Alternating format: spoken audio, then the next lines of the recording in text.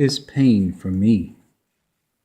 My God, how can it be that you can love someone like me, who carries such a sullied past, with promises that fail to last, with weak resistance to those things that caused your son such suffering, and still today recalls to mind the pain of leaving you behind? When in the garden on his knees he took my sins to set me free, the sins for which he chose to die, that made the whole of heaven cry.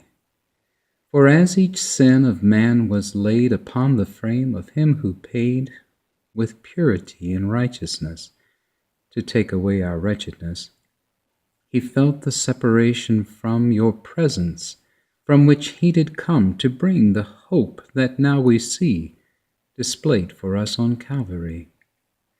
For as each moment passed in time, and he through love pursued the climb that ended on that rugged cross where Christ was nailed to save the lost, the sins of all that you can see were laid upon divinity, and separated both the Son and Father for what we have done.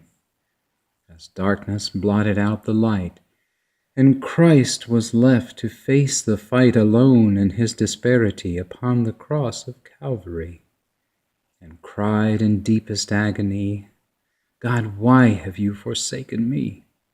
For selfish sins he did not owe, but on his shoulders you bestowed. For there was not another way to pay the debt that must be paid to save the souls of fallen men, without eternal death for them. And yet, for all you plan to be, in your restored eternity, you willingly would pay this price through Christ, your loving sacrifice. So when I'm faced with choosing here, please make the outcome very clear of what my choices here will bring, of cheerfulness or suffering. And help me see, as through your eyes, how I might claim that perfect prize, the prize bought by your suffering that makes me whole in everything.